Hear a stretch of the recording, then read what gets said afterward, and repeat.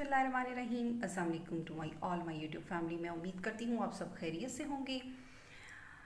आज जिस टॉपिक पे हम बात कर रहे हैं वो है मलेरिया फ़ीवर।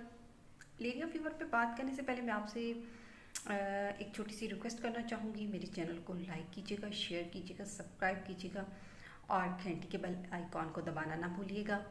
शुक्रिया। आज मलेरिया फ़ीवर पे हम बात करेंगे, इसके सिम्टम्स पे बात करेंगे, इसकी मेडिकेशंस पे बात करेंगे और इससे बचाव की क्या एहतियाती तदाबीर हमें इख्तियार करनी चाहिए, इन सब पे हम बात करेंगे। लेकिन सबसे पहले हम बात करेंगे मलेरिया बुखार। असल में मलेरिया बुखार का जो सबब होता है वो जो मच्छर है उसके जब हमारे खून में वो सरायत करता है तो असल इससे फिर ये होता है कि हमारी बॉडी में फ़ीवर होना शुरू हो जाता है।